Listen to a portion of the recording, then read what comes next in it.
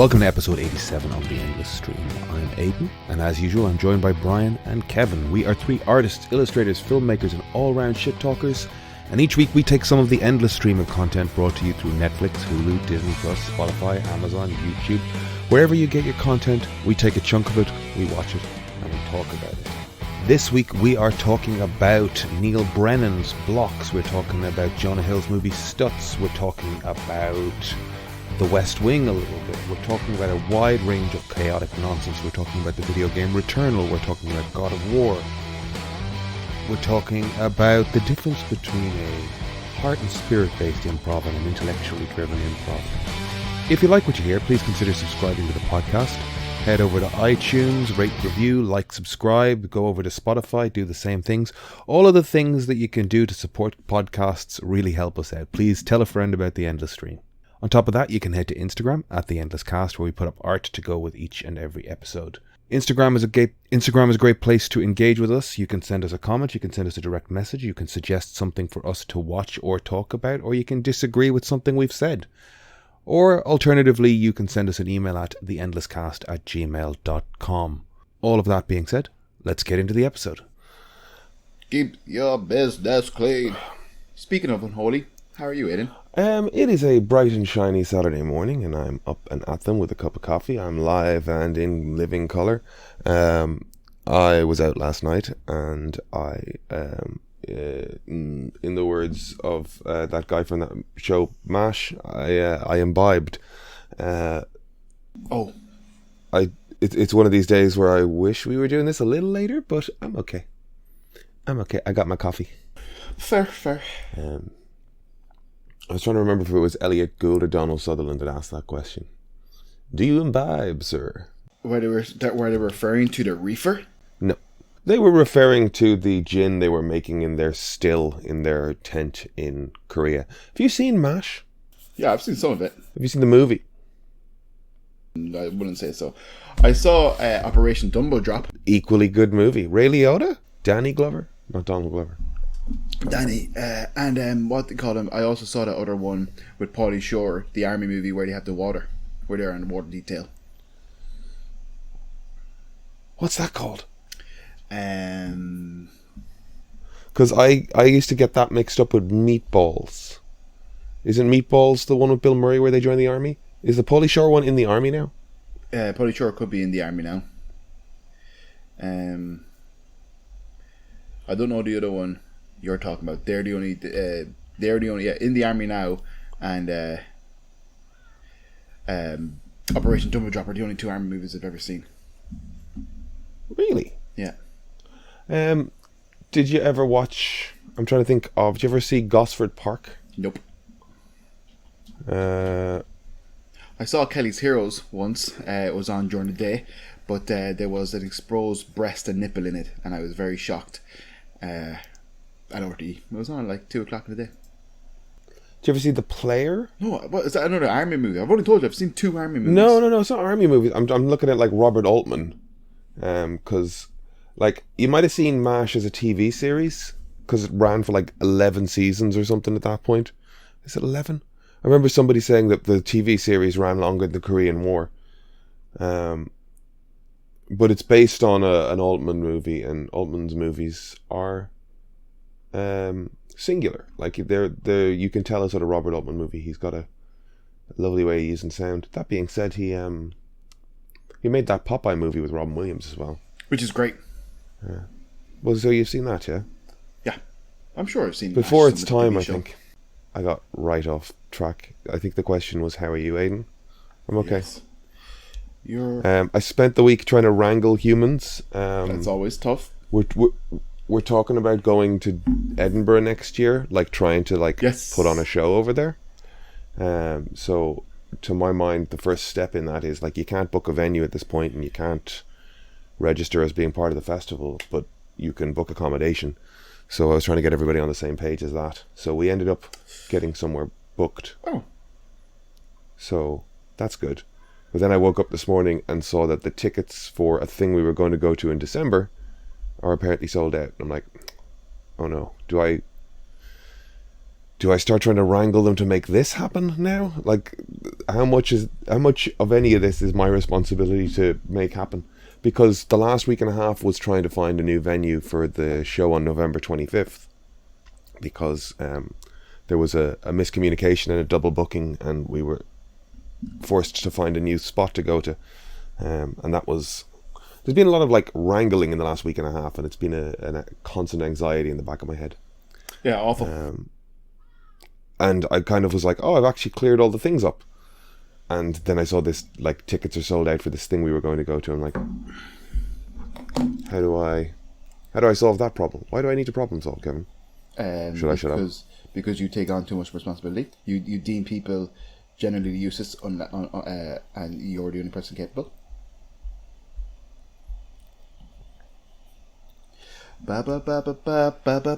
Would you agree? I deem other people useless is a bit harsh. Incapable. But I know how I want things. Yes. And the way I can ensure that I get those things that way. Well, you see, you have to do them myself. Yourself, yes. You have a good attention to detail and things like that, which also kind of like, don't go in your favor. Do you know what I mean? If you do a job right once, people will just be like, he's the guy. That's the person. I guess still on the comedy front, we're booked for November 25th in Bar Ella on Bagot Street. We've got a great lineup there, and I'm really looking forward to it now. And we also have our Christmas show booked for the 16th. So I've got a lot of booking done, and we booked for staying in Edinburgh. And I got a last minute text message. I say last minute, middle of the afternoon. I got a message from somebody running a comedy club in Dublin, and was like, "We've had a dropout. Do you want to do the set?" I'm like, "Yes, please." The glass half full is, when somebody needed me, when somebody needed a comic they could rely on, they called me, and I'm like, that's awesome. But I think that's phenomenal. Like, you started like earlier this year. Do you know what I mean? Can't really complain about that. You can't be the go-to guy. No, you know what I mean? I'm literally not complaining about it, because I know that I don't want to sound like that at all. No, I just and somebody I know recently came second in 2 competitions, and we're really pissed off about it. And it's just like, just be happy you came second. I was only telling somebody because I was trying to write. I want to be vague about this. I was trying to present people in the best light. We had to write bios, and somebody had second place in a thing, and they were like, "I don't even know that I'd mentioned that." I'm like, "Why would you not mention that?" "Oh, well, I didn't win." It's like, you don't think that's an achievement? This is a prestigious thing. That, first of all, there's hundreds of thousands of people that claim they do what you do. Thousands of those people entered this thing. It got whittled down and shortlisted down to a place where you were on that list. You hit the fucking 1% of people that do what you do. Well, how is it bad to come second? You were. Do you think he's destroying Twitter on purpose? I've seen a couple of people say that. Well, yeah, maybe. Like, I think social media is. I think it's social. Whatever social media is now, and our concept of it, I think it's it's slowly fading. I think social media will always be there, but the powerhouse that it was is not. It's not always going to be that way. And I think the fact that, like, if you go on TikTok, everybody has thousands of followers. Everybody. Everybody. It's oversaturation now. Like, your average person on TikTok, I say, is about 20,000 followers. I've got 10. I don't use TikTok. Do you want to just double check your mic there? You sound a bit funny. No, I don't. No, fuck off. I love you, buddy. He is right. You sound great. You sound great. Right, you sound great. How's it sound? Cool. Thank you very much. Yeah, no, I checked it all before I set up. It should be good. I almost spilled tea. I kind of did spill tea on my laptop. We'll see what happens. Yikes. Well, to be fair, Aidan has podcast insurance, so anything that happens during the podcast is actually he can fix it for you. Oh, brilliant! Yeah, superb. Thank you. My laptop was fucked, and it was $10,000. So if you could sort that out. Was your laptop? Please. $10,000? No, it's not. Brian's laptop was $10,000. Yeah, it was $10,000. It was 10 grand. My laptop was 10,000. He'd be able to holographically project himself into our apartments. Dollars. Or homes, respectively. Brian, did you see Black Adam? Nah. Nah, I saw it. Do tell. Yeah, let's jump in. How did you feel going into it? What were your expectations? I thought it'd be a bit more fun, I guess. I don't know. It's not really great at all, to be honest. It's really... So when you say fun, are you saying that movie. in comparison to to Shazam, which had this sort of lively, friendly... Shazam, yeah, I thought, obviously... I don't know, and I think the fact that they're trying to make him... They could have just made him a hero. Like, Black Adam... They could have, basically, it's really clunky how they kind of tried to make him a hero, basically, in it, But, they didn't need to be that clunky. There's some really weird choices they made, I think, story-wise. And who the character's origin was and stuff like that. One of my biggest gripes with it is Atom Smasher. Right. Well, what's the origin that they went with? Let's get to Atom. Let's get to Atom Smasher. But what's the? Because he's kind of an obscure character, and we can talk about him a little bit. What's the origin story that they like? So it starts off like there's a king in this old civilization, and he's forcing thousands of his people to mine for this particular rock to make a crown that will summon a demon or something, and then this man finds it. Instead of getting rewarded for finding a stone, he's killed. There's a little bit of an uprising. A child is taken. Then a child before he's beheaded. The child who started the uprising before he's beheaded by guards, he's taken by the wizard and given the powers of Shazam, basically, and well, no, I was going to say Black Adam, but then I changed it to Shazam. Blazam. But then he, and then some whole convoluted thing where superhero that never gets stopped. But the thing is, you who that Shazam? I'm just talking about Shazam. But so kind of, I can't even remember. So basically, it's so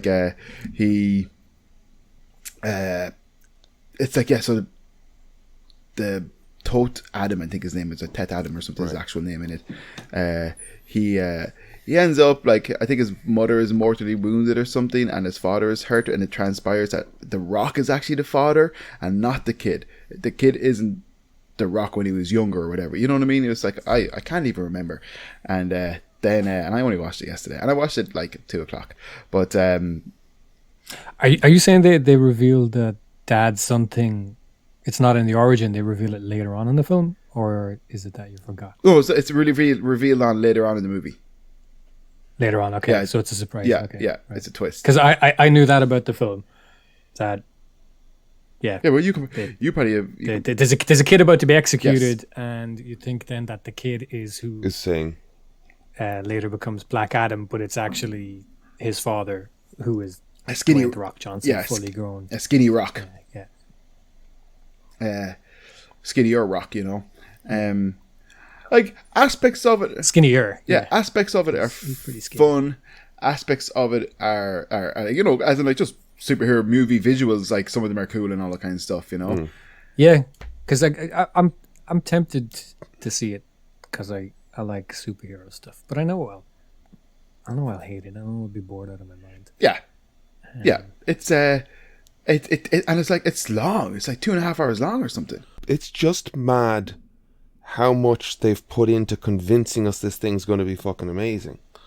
The effort to make us like this thing is, I know, baffling. But that works sometimes. I mean, that's why Aquaman was a $1 billion film. They marketed the hell out of it. Yeah, fair. It works sometimes. But look again, the kind of it's the thing, the audience. The Rock seems like he should be more popular than he is. But again, it's that thing. It's just somebody insisting that they're a superstar and that we're supposed to like them. But people don't really show up for him. They do. He's got successful. Well, but I think Jumanji and the Kevin Hart stuff. But I think not. I probably, not an Aquaman. but I think the Rock is probably more successful than his franchises to a degree. You know, like the Rock's success lends to the franchise's success, but like the Rock persona and brand would probably outlive, say, Black Adam. To you know what I mean? Like in that sense, in current pop culture. Yeah, or at least he'll insist it will. Yeah. It's like I keep saying about him. He just seems to me like a guy doing an impression of somebody with way more charisma than he actually It's a little has. Trumpy, isn't it? It's like somebody insisting, I'm a superstar, I'm a superstar, I'm a superstar. But he's been saying that since his WWE days. And he's been saying that since Fake it till you make it. Rumble in the Jungle or whatever. Yeah, exactly, yeah. Welcome to the Jungle. And people love that fucking film, by the way. So That's his anyways, best film. Yeah. So It's because Sean William Scott is in it. so basically, Amanda Waller contacts Hawkman and tells him that we have this, like, I think, global threat type of scenario with this character, you know, and to investigate it. And he teams up with Dr. Fate, and like you're meant to get the impression that they're the JLS and that they've been, like, you know, at least Hawkman and Dr. Fate have been, like, you know, yeah, for donkeys basically. Dr. Fate's good in it, but like there's parts it relies heavily on CGI the whole movie, but and then, like, at one stage, like, so the Rock basically gets summoned, or Black Adam gets summoned by a woman who's a part of, like, a rebel forces, trying to, I think they were trying to get the crown initially or something like that, because basically they're in this place called Katat or something, in a city called Katat, and it's ran by Intergang or something. They're a kind of like a gang that's taken over the city, and like even like at one stage when the superheroes do come, the lady is like kind of like, why are you guys here? You don't give a fuck about this place, so why do you give a fuck about it now? You know, like all of a sudden you want to protect us from Black Adam's the one protecting us from you, and she has a son, but like at one stage even they give the son like a cape. The kid's like probably like 14 or 15, like, why the fuck would he like to have a little cape? And he puts it on. It's like if he was 10 maybe, but like it's just, you know, that kind of stuff, like it's cringy. I'd love a cape. What are you talking about? I have a cape and I love it. I made it myself. I'm proud of my cape. It's warm in the winter. For some reason, the Fonz was the original Atom Smasher. Henry Winkler. Yep. This has got Winkle in it. Yeah, but only in a kind of like a FaceTime phone call for all of like 60 seconds, where he's like, just be careful with my suit, and don't that suit's a vintage, it's an antique, or, you know, all that kind of stuff. Right. Like basically they just met Atom Smasher, the Ant-Man, the younger guy taking the mantle from the older guy, the size changing, and the suit proportionally, aesthetically, is the exact same as Ant-Man's costume in like the first Ant-Man movie. It's a bit clunky and stuff. So it's like stupid. Tell me, I don't know why they did that. What do you tell me about Atom Smasher then? What do you know? Because I don't know that character well. Like, were you expecting him to be a better developed character? Like, what? No, I wasn't expecting him to be a better character. I just wasn't expecting him to just rip off like Ant-Man. Right. And I'm not saying Ant-Man in a sense. Have you read a comic before? Who, me? Yes, but no. But I know, right? But I try to say, like, I have no qualms with the character in the books. It's not about, like, because like obviously comics rip off each other, and that's fine. But it's like, You're saying they didn't have their own interpretation for the film. yeah, but it's just kind of like the one guy in the MCU that changes size and all that jazz. Yeah. It's just, it mirrors that so much, and it's just like did no one think like basically you have any amount of origins and characters and stuff, you know, and you can even do like an origin, or just like basically what I'm trying to say is they had a choice. They didn't have to make it so similar. Yeah, one of the things I like about Wakanda Forever was somebody made the decision to, like, well, we're not going to call it Atlantis. We're going to pick a Mesoamerican culture to couch this in.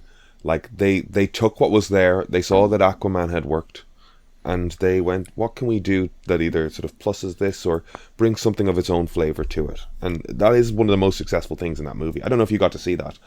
I know lots of my friends were sort of on the fence of it. I'm so surprised by lots of my friends coming back and saying they enjoyed it. Black Panther 2. I'm really like, as in, like, don't get me wrong, I enjoyed it. But I like everything. But I just, except for Black Adam. Black Adam, like, the thing is, Black Adam's, like, it's just, if they do a sequel, it could be better. But it's just very clunky for me. But no, I mean, really I think we're Black just Panther 2. expected to, like, we're being sort of, we're being told that we have to like it because it's a memorial for Chadwick, and the memorial moments for him are beautiful. But I just double checked this. It's 161 minutes long. It's so long. Black Panther's long, yeah. But I love all the Neymar stuff. Not much happens. Ugh, get over it. Get over it, will you? You stop, will you? I know that was kind of the feeling I was getting from the trailers. It just didn't feel essential, you know. But There's beautiful Black moments Adam, in it. Namor is... Black Panther was the part I was the most looking forward to in Civil War. yeah, Even that's more true. so than Spider-Man. Yeah. So I like the character. Chadwick was great as the character. I just, I'll watch this on Disney Plus when it's out in 60 days or whatever it ends up being. I just don't think I need to see There's it. lovely stuff in it, and I'm sorry I pivoted as fucking sideways all of a sudden. There's lovely stuff in it. Usual. And I keep thinking about the theme when the Black Panther actually appears. Like, it's this weird synthy droney thing. I do like it, and I keep hearing clips of it going, that is cool. Like, it's got this sort of badass kind of triumphant thing to it, while being sort of conflicted, which we know Letitia's character is in the movie. Shuri is in the movie. But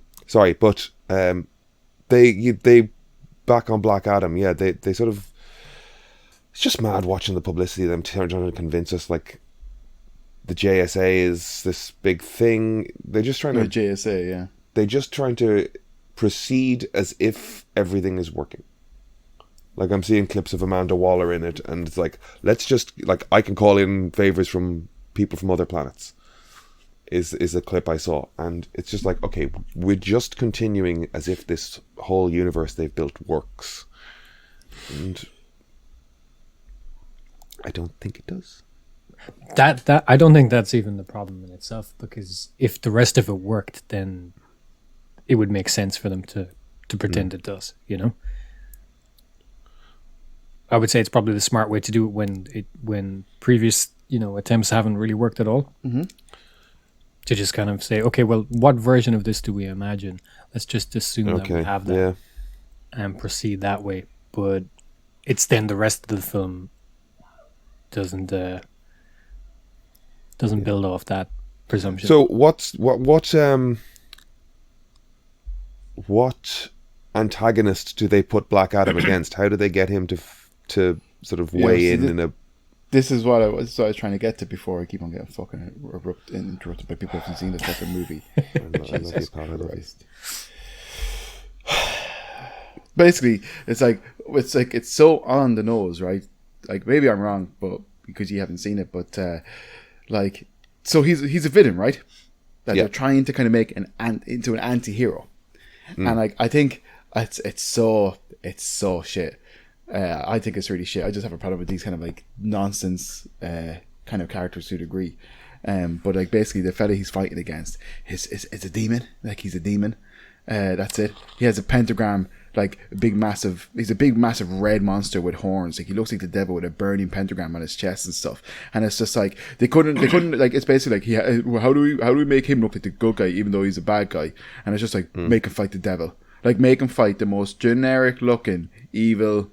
Like, if you think of like evil, like the root of all evil, it's like probably, you cliche like kind of route, but you'd think the devil, that kind of way, and the red, the horns, and the pitchfork, and that's it. And it's just like, why did you do it? That's what I thought about Shazam as well. Like, the as much as Shazam. Mark Strong was great. I liked him. The monsters around him were very, I don't know, I didn't think too much of them. But so you're saying it's kind of like just like a very generic aggressor.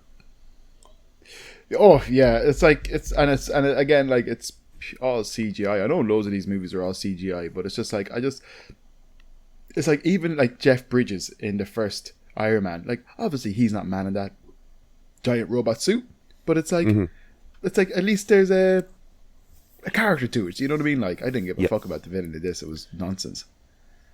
It's not a great movie.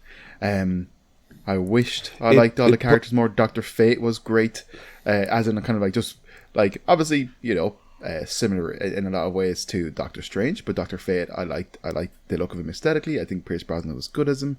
I think like he's meant to have these metal shoulders, like shoulder padding and armor. I think, but they just move very like the move just normal. You know what I mean?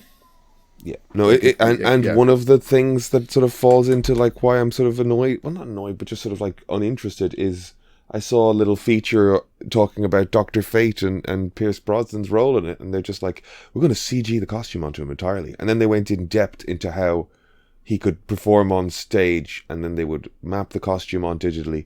But then somebody had to come in and make sure that the collar moved correctly around his neck. So it was very labor intensive to make sure that the collar worked with his neck correctly as he spoke in close-up and things. I'm like, that's just put him in a suit. It's like this.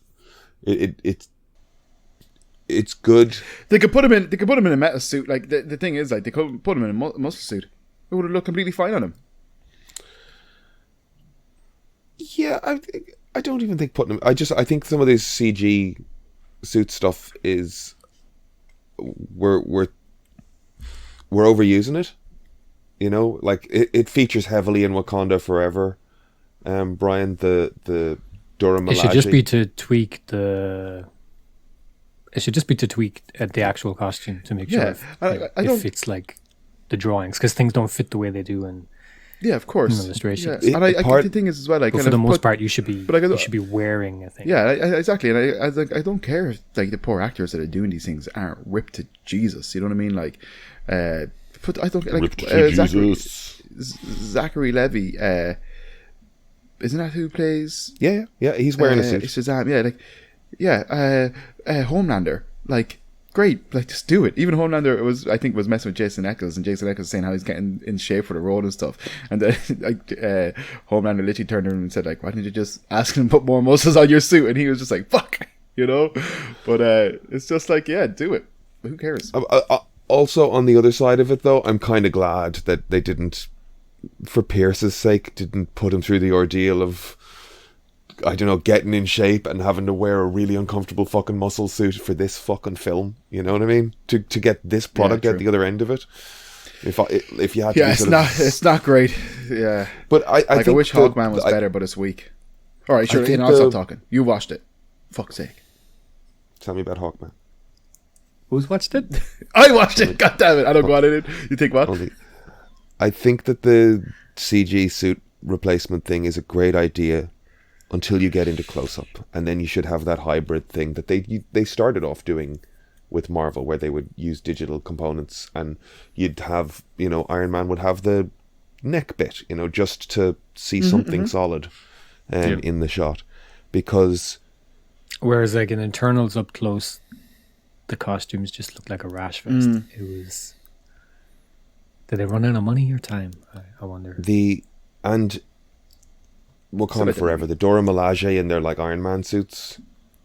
Midnight Angels. Yeah, I've seen even the concept art for that thing is terrible. Like it's weak. It's odd. Yeah. Because I even was it Ryan? Is it Meinerding? Oh yeah, I know the guy. Yeah. You know the guy, the head of the concept art guy. Yeah.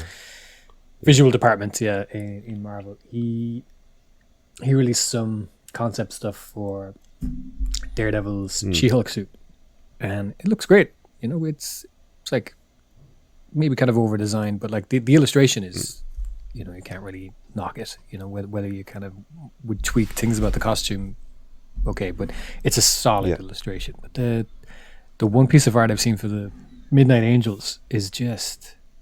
Are we going to take a second swing at this? Awful. It's so bad. It's just like in the concept and then the execution of the piece itself. And like, look, I know whoever did that is far more talented than me, but it just seems like they were like, yep, that's fine, fine. Yep, just get that into production. Are the Midnight Angels a long-standing character? No. I think the thing is what we're dealing with is first draft costume. Midnight Angels is even a strange name. A Wakandian thing. You know, Wakanda. Yeah, it's like clunky, isn't it? It's like a bit much. I'm sure there's a version of angels in African folklore and mythology, but call them whatever they're called. You know, it especially like given that, like you said, they made the decision to have Talokan or whatever it's called instead of Atlantis. But it's like, yeah, Midnight Angels, whatever. It's just it's bad comic book shit, you know. It's just it's first draft, you know. Like I feel like you give it 10 years of cooking in the comic book stew, and someone will do something good with those characters, and redesign the costumes, and there'll be 3 or 4 whatever, and we'll land on something that works. You know, it goes through the iteration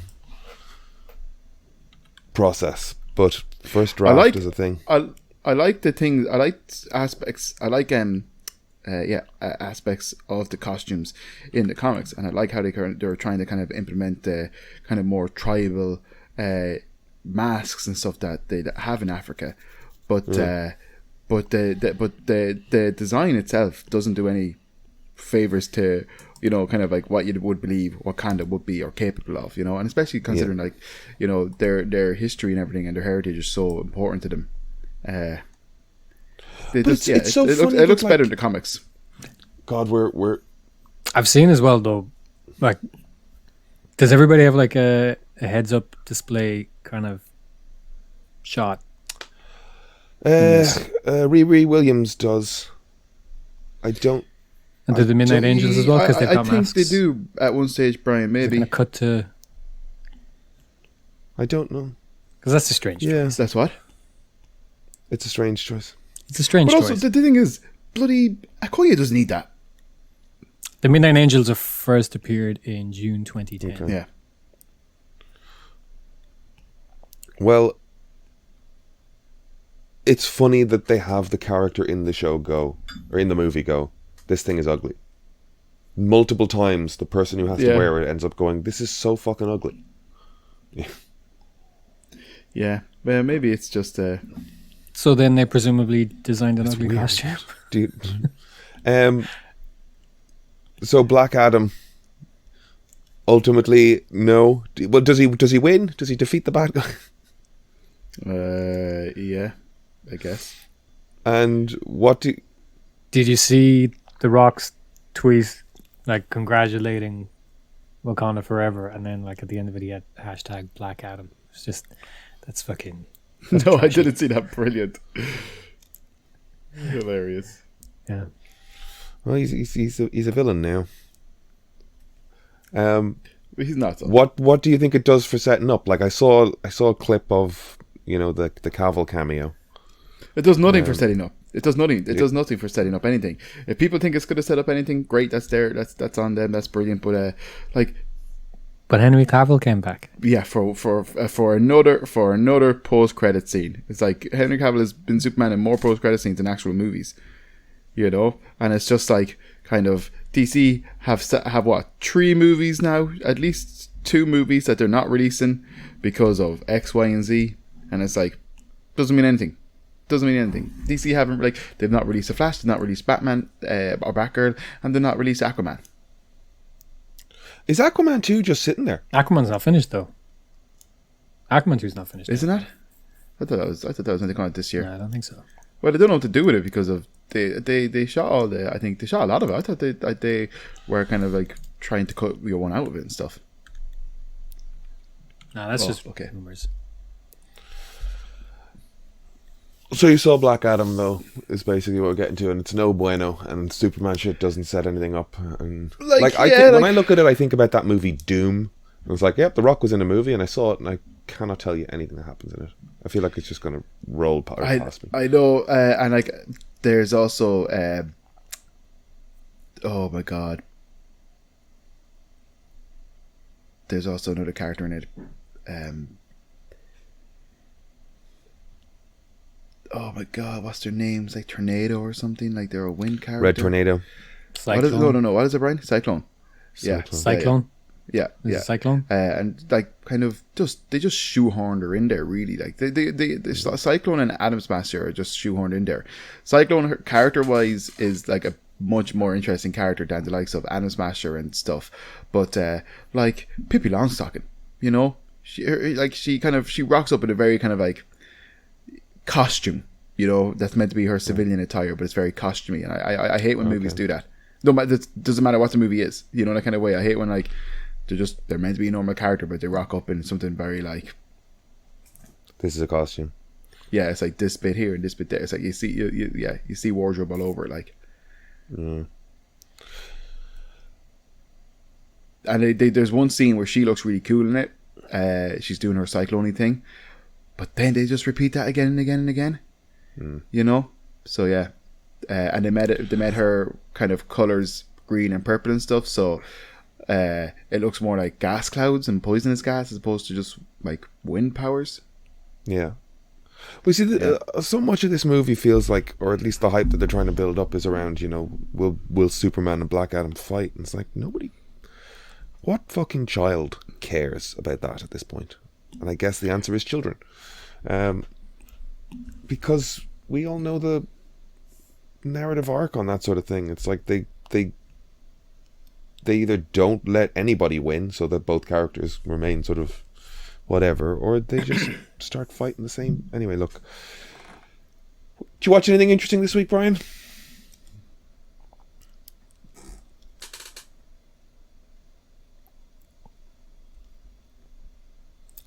No.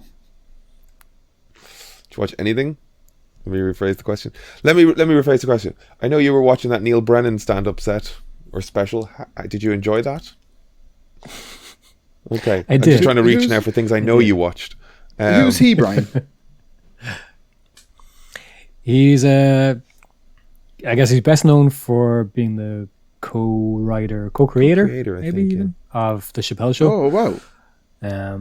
So he was a comedy writer originally. He only started doing stand-up in his kind of mid-30s, I think.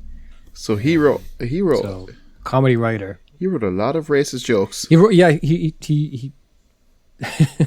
He's a white guy you sent this video of, right? Yeah. I think as well, him and Seth Meyers, I don't know if they were, did they work together or were they just friends kind of back in the day when they were both coming up? But yeah, kind of part of what the show is about, or at least one part of it, is he's talking about the fact that he's comedians tell him he's more of a writer and writers tell him he's more of a comedian, and he's in this kind of limbo where he's not really accepted by either circle. He kind of feels like an outsider, and he kind of questions, he doubts his own, he knows himself that he gets comedy and he understands it and he writes good jokes, but he's still kind of riddled with imposter syndrome or whatever, loathing. Yeah. I don't know if you saw, he's got another special on Netflix. Three Mics. I didn't actually watch that. No. Have you seen that? It is good. It's there is something about the guy that kind of more concept oriented. He hasn't appealed to me previously, but you sent that clip through, and I threw on. It's called Blocks, right? Yeah, Blocks. I enjoyed it a lot. It's good. I did quite like it. Yeah. Did you watch all of it, Aidan? Yeah. Yeah. I thought it was great. It had a lovely arc from like, is kind of like, it does feel performative, but it doesn't feel fake. But the sort of performative anxiety that he has at the start around the set dressing, through his material, which is nicely weaved through the blocks themselves, to the end, that turn it takes where it gets quite self-reflexive or reflective, and he talks about his anxiety and his medical pursuits towards treating that, and it ends very nicely. Like, it's a funny thing that it's like, like, and like even that part at the end is, it's kind of, he's Yeah. acting, but it doesn't feel insincere. Yes. You know, it's still he wrote it to land with that weight that he then kind of performs with, but it doesn't feel Yeah. it feels genuine, you know. Um, Did you didn't watch all of Three I Mics? didn't know. Like I something about the conceit of Because it the stuff made me go. I don't know. I was the enough same. to Like I didn't buy into. yeah, I didn't like the concept of that, but I don't know. I wouldn't even say I stuck with it. I just kind of I didn't make a decision to stick with it. I just kind of Right. left it on, but it won me over by the end. And I watched that when it first came out, which was God, it must have been at least 5 years, maybe. It's a 7 while years. ago now. Feels like it was a while I'd say back. 5, Yeah. just so that I don't. But want to feel he like tells a 7 story years in passed. that I don't I don't fully remember the story, but he so Kev, you know not much No, about I it don't at all, know do it. you? Or No. nothing. He's the youngest of 10 kids, and his dad never hid the fact that he had no love for any of them. Jesus. And he tells a story. The concept with three mics, I can't even remember what the three mics are for, but he's on stage and he's got three microphones. And one microphone is for jokes, another microphone is for kind of more Maudlin or serious. kind of, yeah, just kind of interesting. Yeah, even yeah. reflective stuff, not even necessarily making a joke, just kind of talking about his personal experience. I can't remember what the middle Yeah. mic is for. But he tells a story in that about, I can't even remember the exact kind of scenario, but essentially his dad was making him beg to not be excluded from the will. Jesus Christ. So I would say even watch Three Fucking Mics hell. first to kind of know, because he's messed up from, like, his dad Did the number on him. Yeah. completely did a number. That's on him. awful.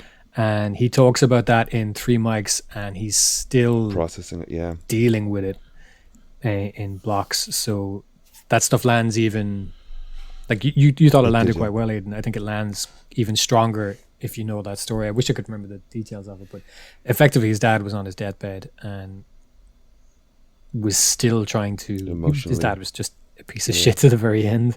Holy God. And wanted him to beg effectively to be left, to not be cut from his will, I think. Jesus. I hope I've got that right. Or am I thinking of something else? I Okay. haven't watched it in a while. It was maybe 7 years ago. But yeah, I quite liked it. Okay, I'll need to check it out. It's kind of the thing that it is funny that you say, and he says, as you say, he's more a writer than a comic. He's more a comic than a writer. And when we start talking about his specials, there's definitely a writer's conceit on these things. Yeah, they're Yeah, conceptual. and- And yeah, Does that feel more like a which still UK, has its place, you know. Yeah, a UK sort of Edinburgh show, kind of concept-y one-man show type of thing? Yeah. Which I guess American yeah. comics or stand-up scenes, like, at least there's a mainstream comic sort of snobbery. You know, if you're not just go up there, tell your jokes, make the audience laugh on the road, you know, like if you can't make them laugh in a weird bar in the middle of the country, then you're not a comic, you know. But it's good, and I'm glad I watched it.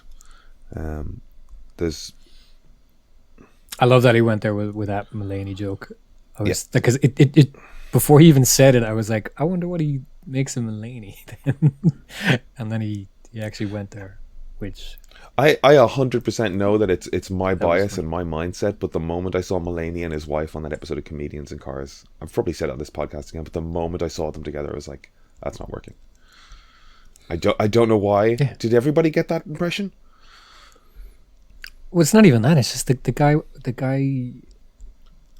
I don't even know if he was finished rehab or he was straight out of rehab. And like one of the things they tell you is, you know, don't get into a serious relationship. You know, you're just out, kind of give yourself time. And he was like, I'm married. Did that happen after a previous stint in rehab? The first wife? Yeah, almost immediately. Oh, no. The kid and Olivia Munn With Olivia Munn, was yeah. after rehab. Yeah, it is like almost immediately Hmm. after rehab. Yeah, I'm that's fucking mental. No, but I'm just laughing. Did he marry her? Yeah, Olivia Munn. I don't think so. What? He is, I think. He's got the a kid, kid, but and they're married. I think they are married, I think. because I think I saw him on, like, Myers refer to her as his girlfriend. You want to look it up? Yep.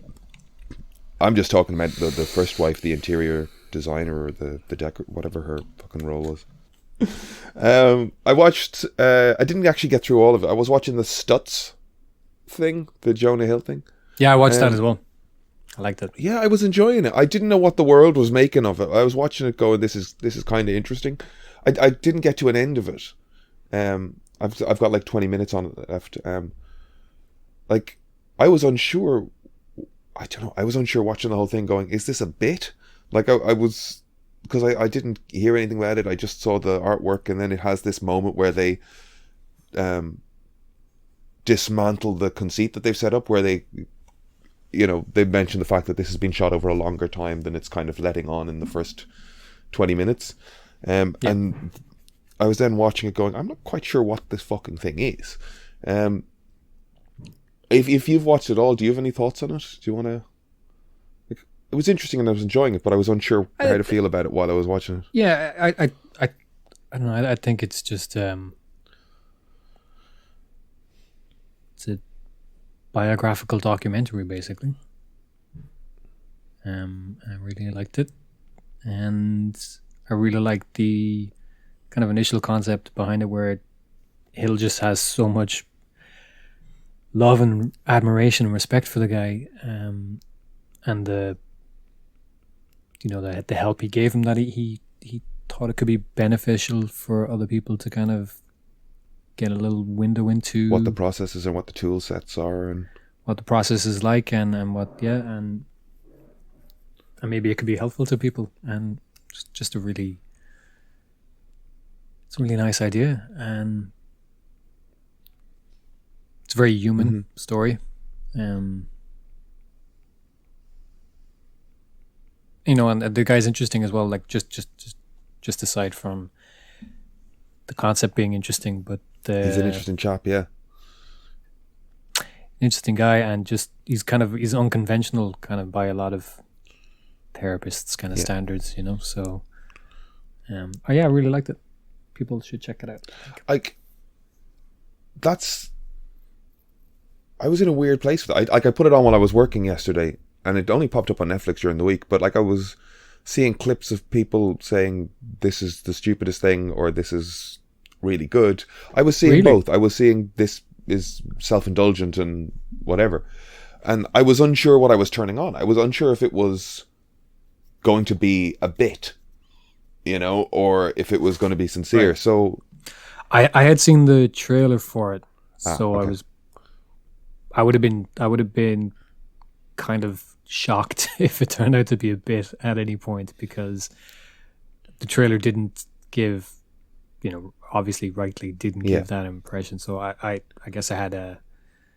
See, I was just half absorbing, I guess I had an expectation set, reports on it, so I was just like, this is something that seems to be in the public mindset at the moment. Let's put it on here beside me, see if it holds me. And it did, but I was waiting for the reveal where, it's a character, and it's, I don't know, it's Michael Cera in a rubber mask. Like, I was like, what is this thing going to be, and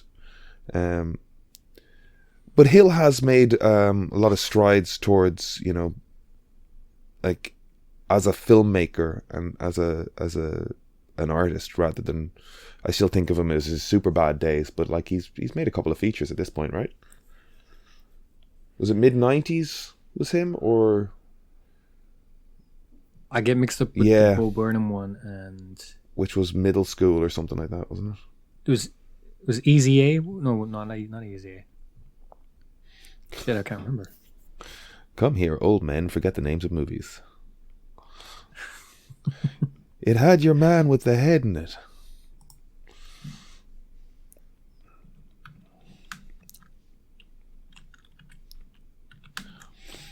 I definitely enjoy that, like that Brooklyn energy, and I don't know if it's movies and shit have done that to me over the years. It's 100% movies and The Sopranos and gangster films and Martin Scorsese that have done that to me. But that Brooklyn vibe, especially from like a from like a therapist as well. You know, like that sort of lie down on my couch and stop talking. Mid shit. 90s was Jonah Yes. Hill's film. Okay, that's so I was right. So what was the Bob Burnham one? It's something like I'm middle looking it up too. school Just or wondering, has anybody remembered yet?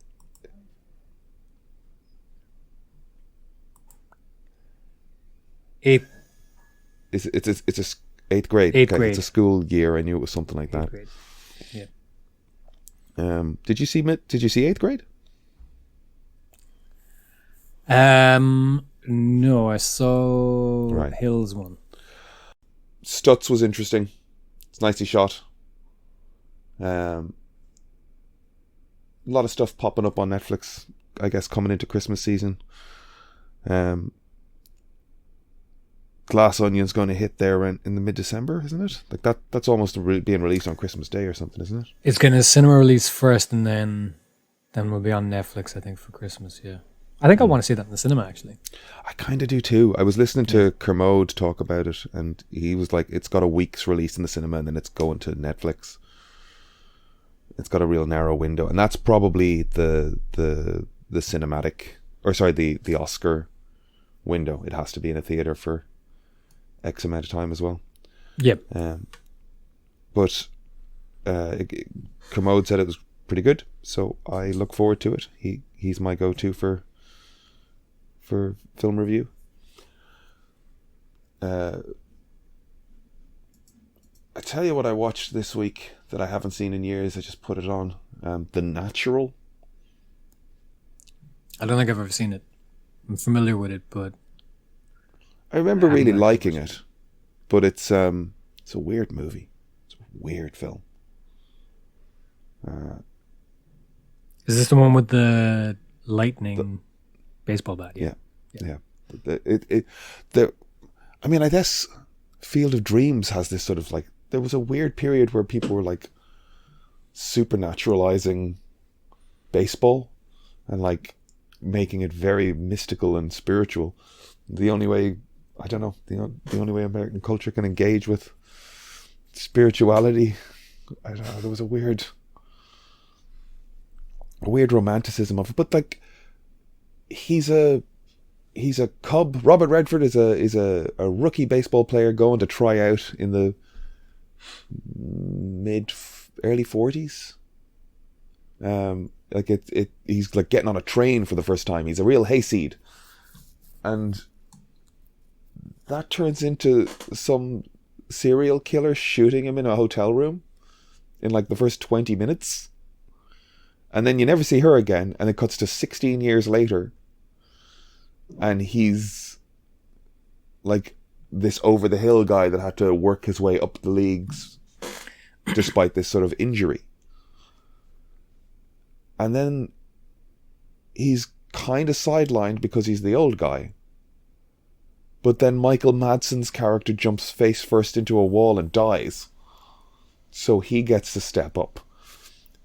It's got some just bonkers moments that I didn't really remember. I just remember the scenes of him, you know, like very cinematically hitting the baseball and the lightning strike and the lights blowing out around him as he runs slow motion around the diamond. But they have to get Madsen's character out of the way, and they want to show us an injury, and he jumps through like this like thin plywood fence because he has to jump through or something.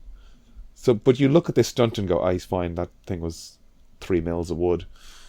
And then they just kind of cut to a newspaper going, "Bump Bailey has died. His ashes were dropped over." It's like, this is like, when I think of the Simpsons parodies of this, I'm like, they didn't really have to walk that fucking far away from what actually happened in the movie. But I definitely had fun watching it again. I liked Robert Redford, and it had Robert Duvall in it as well, like a younger Robert Duvall. I'm always happy when I see him for some reason. He's got a great head on his shoulders. Am I rambling? Am I rambling and rambling all over the place? I was sending you a text a couple of days ago, and I didn't send it. Just kind of reminded me when you mentioned Duvall. But apparently there's a new Jack Reacher book out, and in the books now, Reacher is in his 60s apparently. Right. And I was saying, They've let him age. I guess so. And I was saying, I was thinking that it was quite strange that, you know, there'll be a second season of the show coming out, and he's being played by this much younger guy. And then I was just thinking it was odd to think that, you know, the character the guy is playing is now actually 60 as far as the books are concerned. But then it's like, Tom Cruise is 60. Yeah. So like, how old is Tom Cruise actually supposed to be in the When he film? was Is he playing supposed to Reacher be? the first time? Yeah, is he supposed to be like presumably the same age as Rosamund Pike at least? But it's just funny that if they did make another Reacher film with Cruise, and if they wanted to base it on like one of the latest books, that what would they do? Would they just say, yeah, he's 60 and Tom Cruise is 60, or would they age the character down? I kind of like that they've you know, they obviously fixed a point early on in the writing of the books where his military career is associated with a particular conflict. Well, or that's era, the thing. Like and once they you, fixed- yeah, for detail's sake, you know, you kind of have to say what their deployment was. what their history was, their combat history.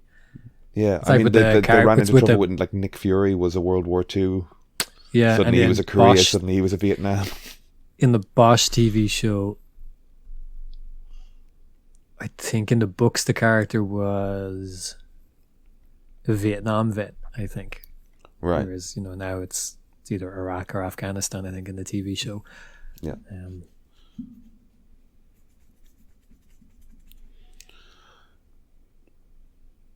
It's nice when they I don't know, like, I'm thinking of Poirot and the David Suchet portrayal, and the fact that like they worked through those books and David Suchet got older to the point where, you know, they kind of, I don't know that they waited specifically, but they definitely let a lot of time pass before they did the last Poirot story where he's a much older man kind of in a wheelchair, you know, and they finished out the run with Suchet. I think that's a lovely like journey for. It's kind of the with a same with character. Veronica Mars as well. Actually, I think when they did the fourth season, I think it came out in 2018 or 2019. But she is the age she should be, if Yeah, you know, if she was the age she was when the show came out and she's in high school, and I think 16 years have passed, then she's the age she kind of should be, and so is her dad. So I can't tell if he actually got older or if they made him. I went straight from like rewatching the TV show to watching the latest season, and I couldn't tell if he just naturally got older or if they just put a bit of makeup on him to make him look the age he kind of needs to be. I think there's a degree it got older. That's a while. Like, Yeah. Did you watch at all My Father's Dragon? Yes. I would saw the making of clip on YouTube there earlier, and I was like, I wonder if I'll see Louise in this, and she's all over it. I'm so happy seeing Louise like in a piece of Netflix promo materials. Like, Louise is great. Big fan of Louise. Congratulations to everybody in Cartoon Saloon and the work they've done to get this new film, My Father's Dragon, out. Congratulations to Louise for the role she played on this film. Assistant director, was it? I think. Assistant director, yeah. She's, you know, Louise is great. Louise is great, and she's just having a fucking stellar career in animation, and could not be happier for every step of the way. I love to see it. How'd you find the film? I liked it. It's you know, I kind of like what they do. Yeah. Like their designs, like that's kind of visually they're always fun to look at, you know. I was looking at I follow, there's a lot of artists I follow on Instagram, and I don't even, you know, I just see kind of maybe one piece and I immediately click follow, and then whether their stuff shows up on my timeline or not, you know, who knows. But there's sometimes like an artist, they'll be like posting stuff and I'm like, oh, that's really cool, and then I'll have no idea they're working for Cartoon Saloon until they either mention they're in Kilkenny, you know, and they don't have an Irish name. Yeah, they're I'm usually like, French. What's that person doing in Kilkenny? It's like, oh, okay, they work for Cartoon Saloon, or you know, they post some artwork and I go, that's from such and such a thing. So I think is it Esther Morales? I think. Oh yeah. Yeah. It's posted like these tiger designs. Yeah. Have you seen the designs for the tigers? They're Gorgeous. so cool. Yeah, they're great. I do love that. I don't know. Like I love animation can be very, very cool. Do you know what their deal with Netflix is? Was it just for one feature, or I think I remember reading that it was I'm some not sort sure. of. They kind of work with Apple as well, don't they? I remember reading about them, signing some sort of production deal, but I can't remember if there was a commitment to make a few things, or was it just, we'll make this first and then see. When did The Breadwinner come out? So I was talking to Kieran and Louise about The Breadwinner in Annecy, and that was early 2018, I think. So it must have been out 2017. Yeah. Right, like I'm in France the next year talking to them. But my point was that, like, presumably the Netflix thing arose out of them being in LA for Oscar stuff and set up a bunch of meetings and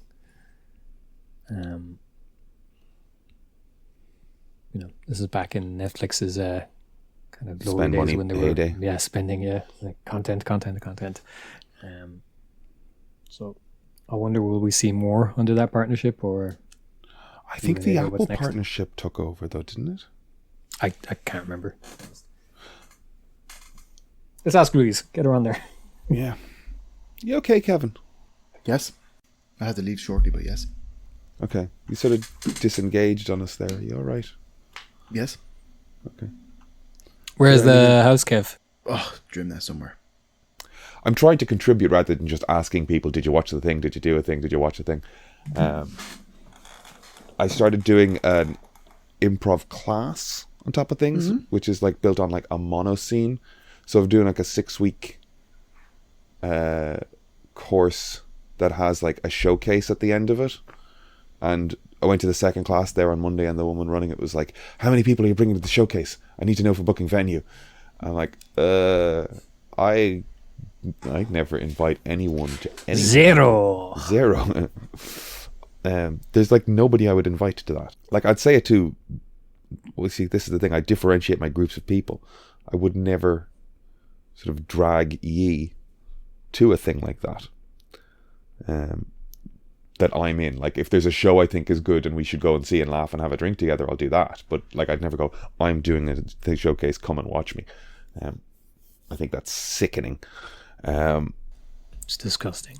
To the listening audience, I will be doing improv on December 19th. If you want to come along, I'll give you further details as we go here. I need people to be my, like, I need to convince these people that I have friends. People that might come to things I do. But I guess to plug a person, if anybody wants to do improv classes, keep your eyes peeled for Stoke Improv, and it's Kelly Shatter. She's amazing and very good at teaching, and she runs regular courses. It's something I've wanted to do since I did the mob classes in 2017-18. I was like, cool, this is one window on improv. What's the difference between the two? What's the difference between what you've done? The mob improv is a very UCB game-based system. It's very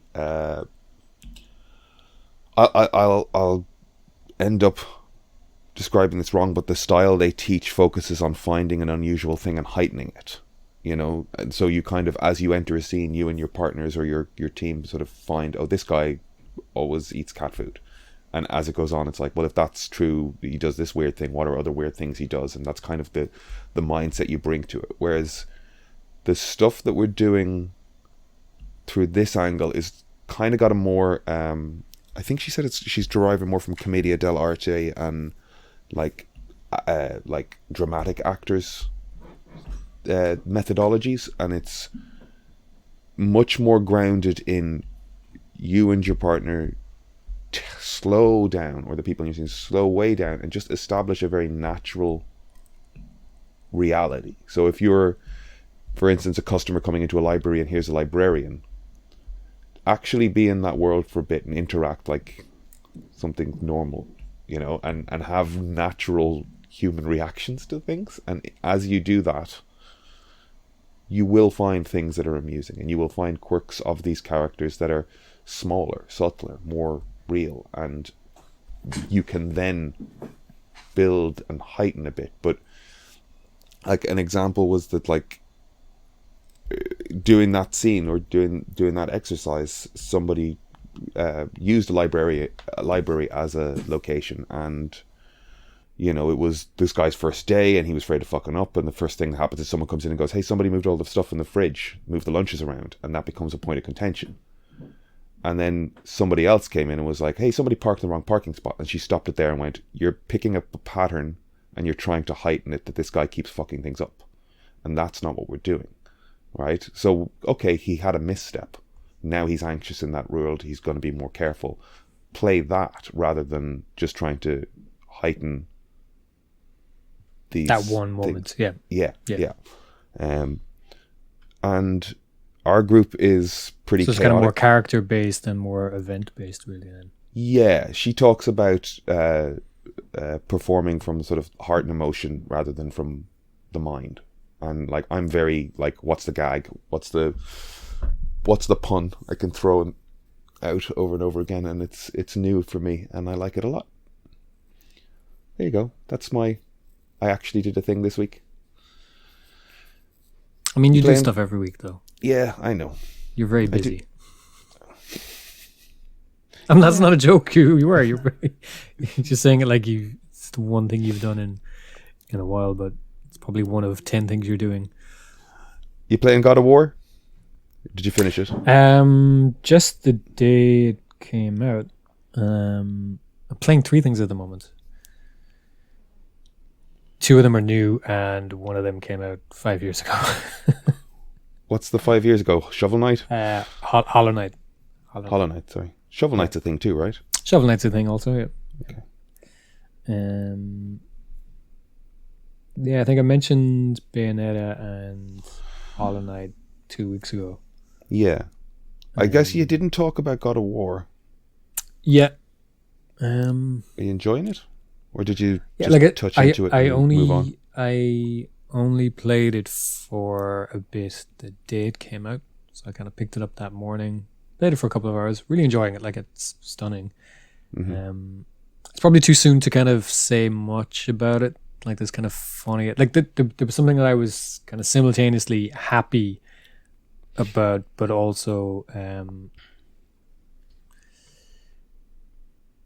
also found kind of jarring, you know? All right. Is it like character or narrative? Yeah. Related?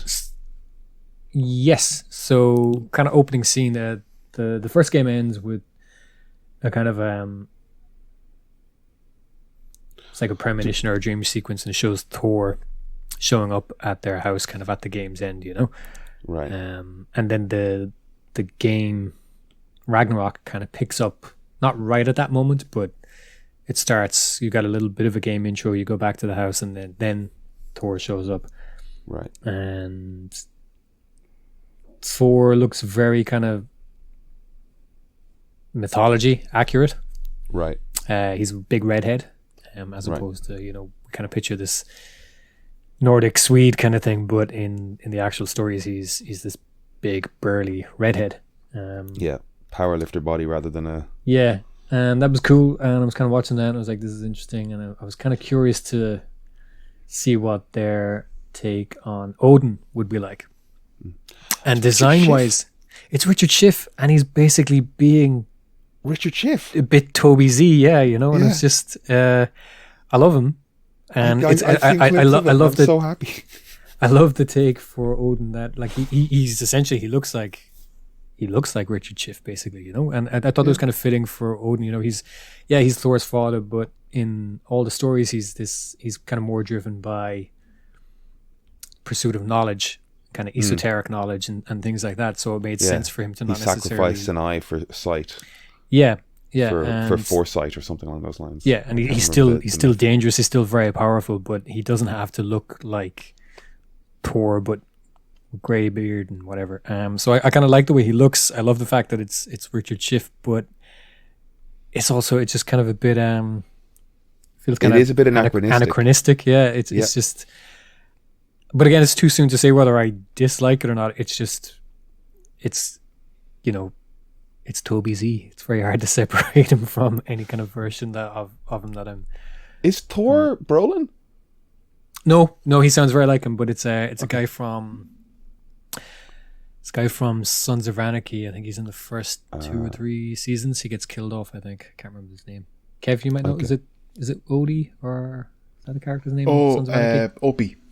Opie. Yeah, I think it's Opie. It is, yeah. I think it's Opie. He's a great anyway, character. yeah. He gets killed off very sadly very early on in the series. It's the guy who played Opie, I think, playing Thor, and he sounds very, very Brolin. Yeah. He does. I thought it was Josh Brolin. Yeah. I'm going to skedaddle. I'll talk to you guys Cool. later. Good luck. Enjoy the rest of the pod. Yeah, let us know how you get on, sure. I'll give you an old text. Do. Bye. Bye. Bye. Yeah, too soon to say, basically. There's stuff in it that I kind of like appreciated from the first game, and I'm not sure.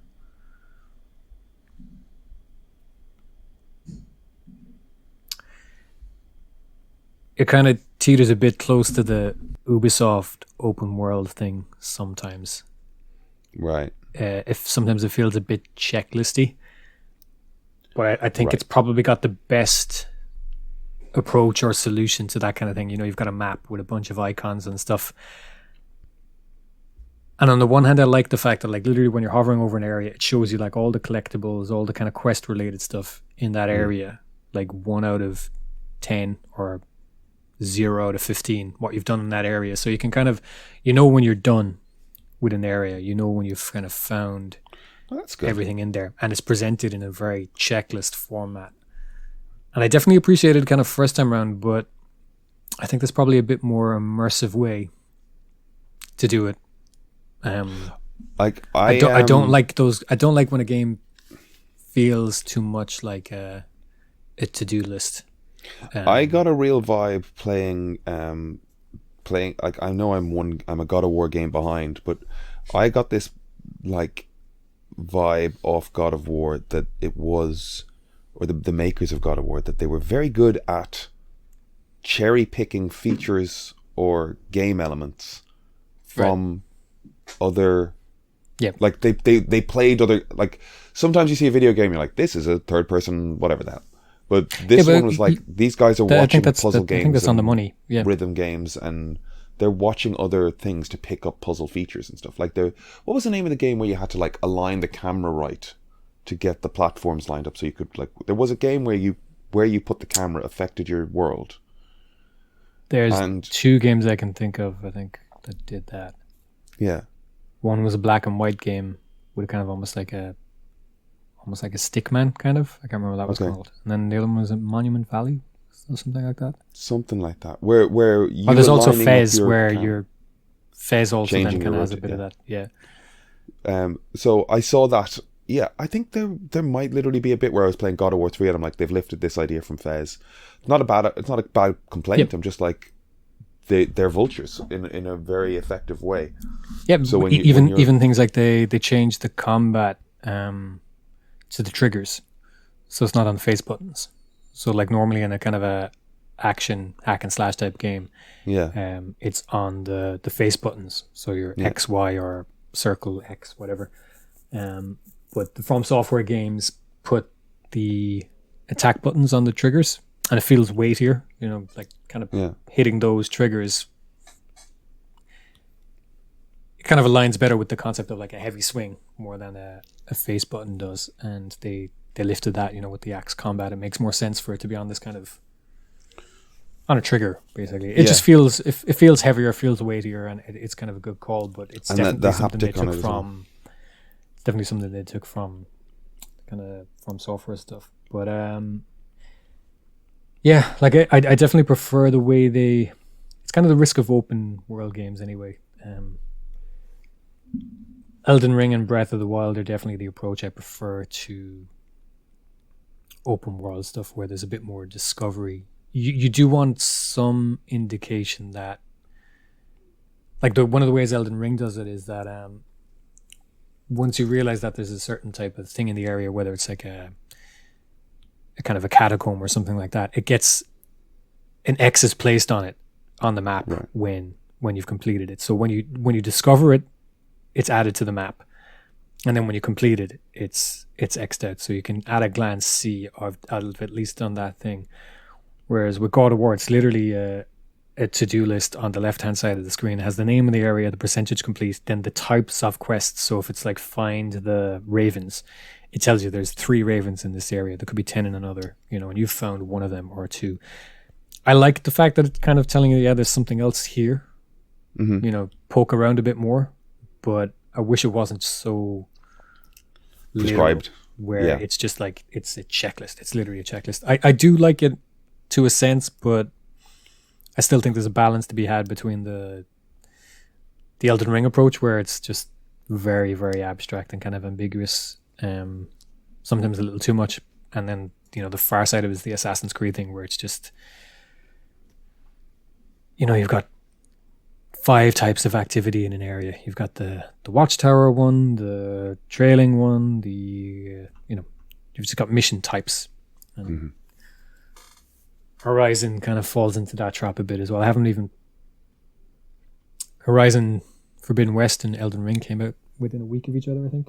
Oh, right. Horizon for about a week, and then Elden Ring came out, and I haven't gone back to it. The other thing as well is I need a new television. Do you? My TV is not designed for 4K games. Oh, you mean the one in your room? Yeah. Yeah. Like it works fine. It's fine for 1080p, but stuff that is designed to be played in 4K, I am straining to see stuff. I'm watching, something squashed down to half the size it's supposed to be, and my eyesight's fine, but it's just I'm not getting any kind of text and stuff on screen. I'm just straining a little bit. So I need a new television. If anybody wants to, it's on my Amazon. You've got an Amazon wish list. Yeah. Brian's feet pics are available. Feed pics are available. We had the living room painted downstairs. What happened with the TV? It works. Yet? Yeah, it works. Okay. It works. Like so for the listener, my mother, we put the TV flat somewhere safe and covered it, and my mother was unaware it was there, and something dropped onto it, and I was like, she was unaware. There's no getting angry, there's no whatever, but it was just a moment of like, oh shit. Like it's as much my fault for not like labeling it or something or forewarning. But I thought it was clear when we moved it down the back that anyway, it works. It's fine. It's okay. But we've got a hole drilled in the wall where the cable from the dish comes in and goes out again and goes to somewhere else. Like literally, I don't know. We don't have one of those nice little cable boxes. Somebody just took a big drill bit and drilled a hole through a wall. But they did it like 2.5 feet up off the ground, because we used to have, big CRTV behind a unit, and it didn't make a difference. But now that we've a wall-mounted TV, there's just this fucking hole 2 feet out the wall. When we got these guys in, I was like, can you put another hole like 3 inches above the skirting board so it's a little more discreet and we can tack the cable along the bottom and whatever? And they drilled the hole and they pulled out this like coaxial cable, but the ones for the TV or for the Sky ones are like a sealed crimped connector that they can't get off the end of the thing, and they're just like, yeah, just get the TV guy to come back out and take those off and put it back on for you. It's like, oh. So we can't. Now I have 2 holes in my wall with one cable coming out of it, and it's like, just get the TV guy to come out is a couple of £100, right? It's not whatever. So I'm looking online. I think I can get the tool that removes these things and puts them back on for like £20. But it's slightly galling because it's such a specific tool that I'm going to buy this thing and only use it once. Just for this. Forever. Yeah, it's so funny. I need a PPC coaxial fitting tool. And it's like £20. I can get it, but it's just like, look, well, look, I mean, at least then you'll have it You know, That's the thing. you could charge other people to use it, or To- you could, to move their charge a cables a call bit. out fee to do their cables. Yeah, you could do it. Be a nice little side hustle for you. Just get into television maintenance. Just get into to cable management and network design. Anything going on in Cork? Any Christmassy shit happening? Are you going to anything? Gigs or shows or No. nice restaurants or well, you know what I mean? Not like No. no, nothing. Anything going on in parks, food markets? You been climbing? No. No. I was gonna go climbing last weekend, but there was an Irish bouldering league thing on, so Oh, I okay. didn't. Let me see. No. Just trying to get a sense of if you're availing of the things on offer in your much loved city. The real capital. Dead. The city's Huh? dead. The city's dead. It's dead. Nothing doing. Not much doing, no. Um, It's kind of grim. I know, was I talking about the jazz weekend? no, you went to see the new Power Generation, right? I did. I went to see... I saw three things. I saw New Power Generation. Mm-hmm. That was on the Saturday night. That was great. What Bit was the disappointed venue that for these things? New Power Generation was in the Opera House, Oh, very nice. and they were great. They were fantastic. It was a good crowd. Everybody was in a good mood. But you were a bit disappointed that they didn't. This is point with certain like there was a guy on stage. I'm trying to think, did he play? I think he played an instrument as well, but he was also kind of like the MC, so he was doing like a lot of the, The bands. kind of like in the 90s, Prince did like kind of some rap stuff in tracks. So there was a guy on stage to like do kind of rapping and rhyming and stuff like that. But they played like a truncated version of Get Off, which is one of my favorite Prince songs. And there's kind of there's a rap kind of spoken word kind of rap part in Get Off that they just cut completely. It's like, we have a guy on stage there this specifically is why he's here. to do that. So they played, they played a shortened version of Get Off. And then, like, one of my other favorite Prince songs, Seven, they tried to get a sing-along going for it, and the crowd didn't know it. I was the only person. I was six. Oh no. I was right up at the front as well. I could hear myself, like the guy would sing a little bit of it, and then, expect the the mic to crowd you. kind of finish. Yeah, and like he might as well have, because I was the only person.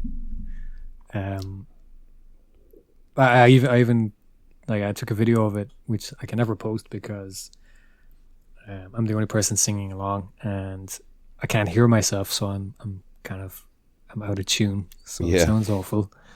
It was just funny that, like, I thought that was a kind of much loved Prince song, but So the did crowd they, didn't seem to seemingly. know it.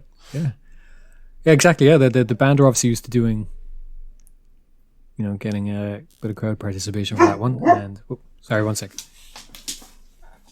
Woof.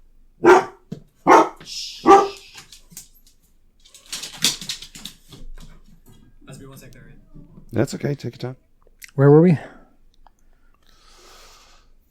You were disappointed with Prince. You can't post that video. You were disappointed with their editing of Prince's tunes. Not that you were disappointed with Prince. Yeah. On Friday night, I saw Go Go Penguin. Don't know if you've heard of them. Oh, cool. Have you heard of them? Nope. I think you sent us a clip up. That's why I'm saying. Okay. I remember you mentioning Go Go Penguin, but I don't know them. Saw them in the Everyman Theatre. I was on the Friday night. They were excellent. They're a 3-piece instrumental jazz troupe thing. Cool. They were great. Oh wait, no, I actually saw 4 things actually. Oh, her name's on the tip of my tongue. I'm gonna look it up. You posted a couple of games into chat yesterday that you were like, these are available, I guess, in Yeah, I Smiths might at X buy them price. today. Yeah, maybe. Not both of them. Yeah. Maybe both. I don't know.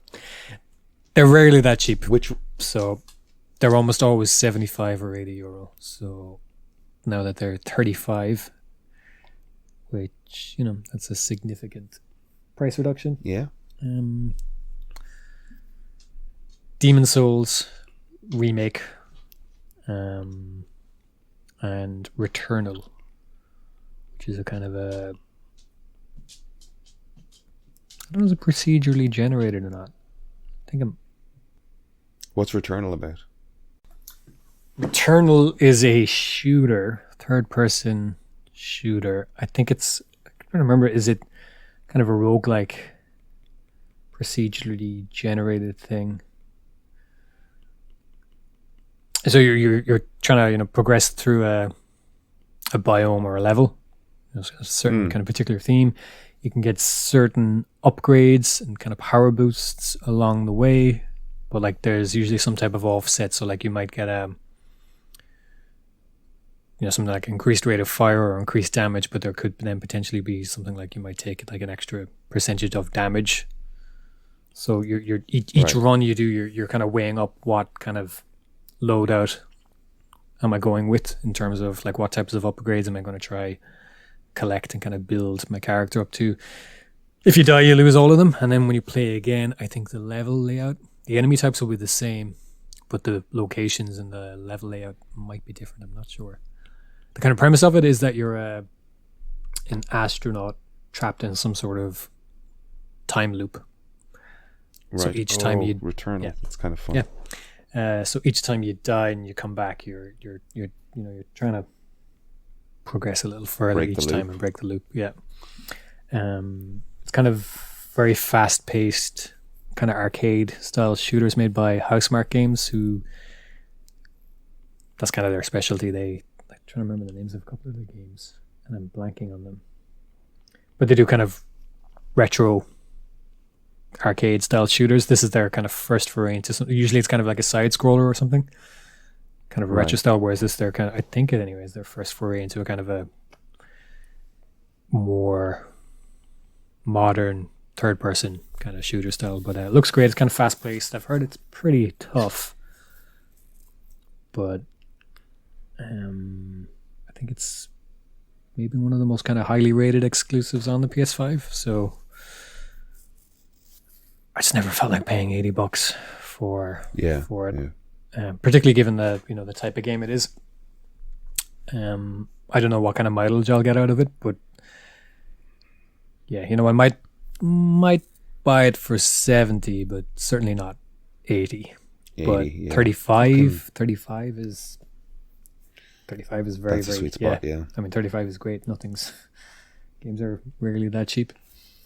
And then the other game is the Demon Souls remake. Demon Souls was the PS3 game. It was a PlayStation exclusive. It's by From Software, and it was right before Dark Souls. Dark Souls then was kind of wasn't platform exclusive. Right. So they're all very much built on Demon Souls. They're quite different, but a lot of the same kind of stuff is in there. I never actually played Demon Souls. Played Dark Souls, right. First one. This is a remake then for the PS5, and it looks stunning. I don't know if I've lost track of what all the Souls games are, though. That's, you say Demon Souls, Dark Souls. What was the other one? What was there another one? Well, there's Elden Ring and Bloodborne and Sekiro. And I'm sure we've had this before. Are they the same company? They're all From Software. Yeah. Or are they just the same? No, or they're are all they From the Software. same kind of concept? They're all from. Yep. Okay. Cool. Cool. I'm sure like the kind of purist will tell me that Dark Souls and Demon Souls are very, very different. And they are in a lot of ways, but essentially, I mean, there's also a framework. Yeah, play and there. it basically Demon Souls was a PlayStation exclusive. It was massively well received. It was kind of a bit of a throwback to kind of older more hardcore, kind of more punishing game types, but it was really well received. But I think it was I think originally it wasn't even released outside of Japan. It was only because it's got so much kind of word of mouth. I don't know if they did. They must have released it in the end, I think, in the West. But they had no original plans. They had no original plans to release it in the West. I think it was just only because people kind of bought it on import and were raving about it. But From Software,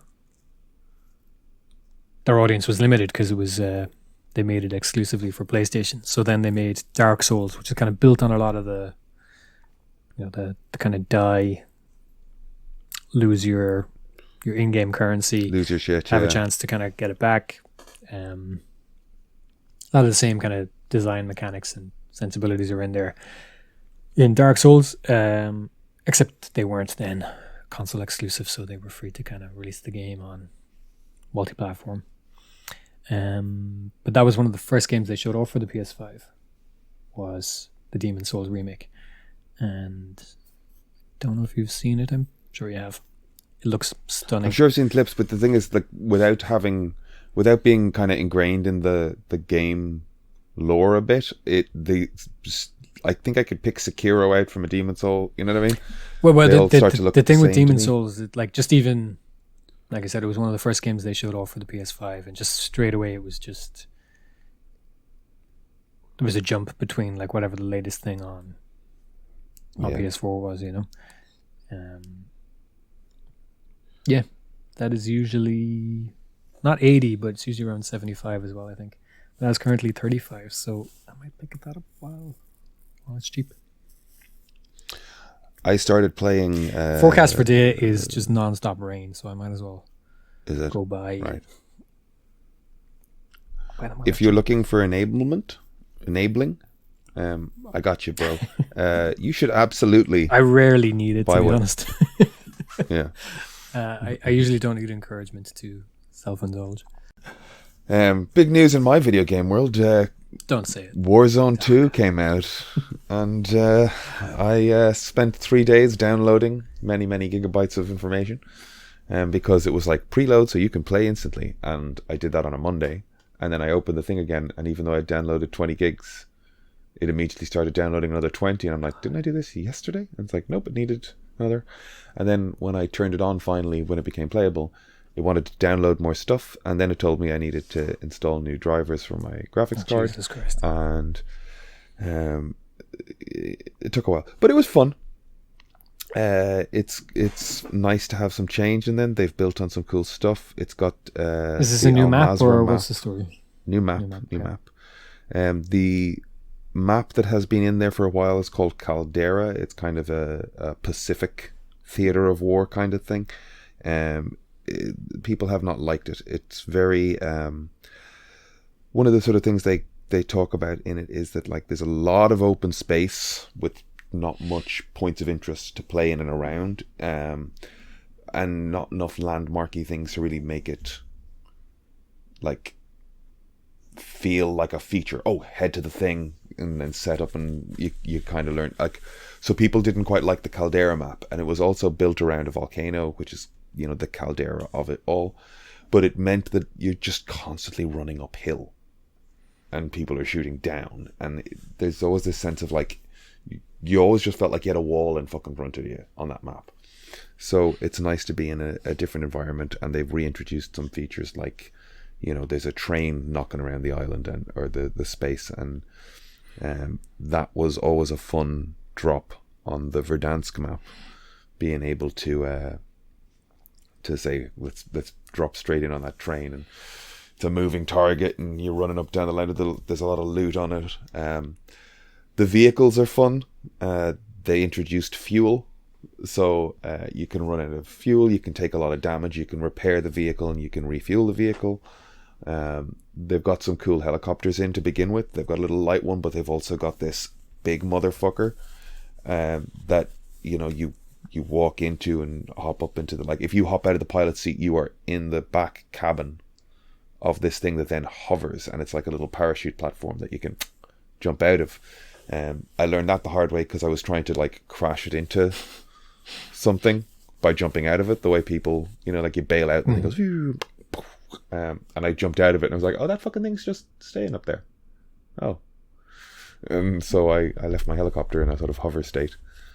It'll run out of fuel and whatever, but it's good fun running around a new map. But I guess I mentioned it as well because a lot of the people jumping into it will have been kind of like a little more set up because the characters and the weapons are all being sort of like leveled up through buying the new Modern Warfare game for 70, 80 quid and playing that multiplayer angle on that for an age. And I just wasn't prepared to drop 70 quid to get access to leveling up characters, leveling up guns. So I do feel a little behind the curve on it. But I've also got such a shitty internet connection that it's still just going for a walk with my mates, like I'm the canary, I walk into danger zones, maybe break a plate on somebody, get killed because my connection is shit, and then the boys come back in behind me and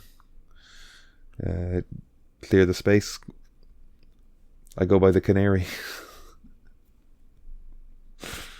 It's fun. I don't know, like, I know it's as much as anything, it's a joke to say I'm still playing Call of Duty Warzone, but it is fun. It is fun.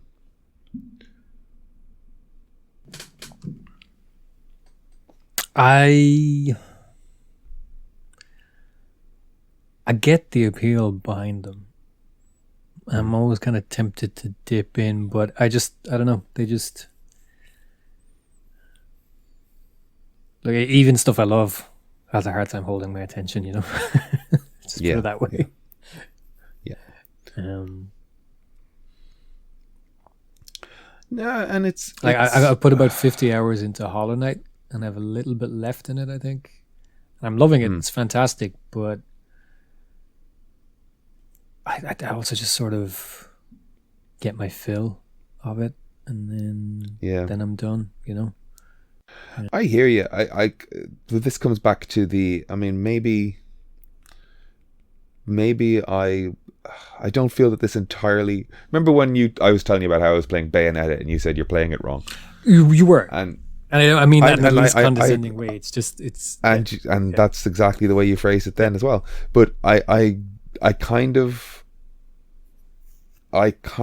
feel that way about your approach to Call of Duty because of what I take from it.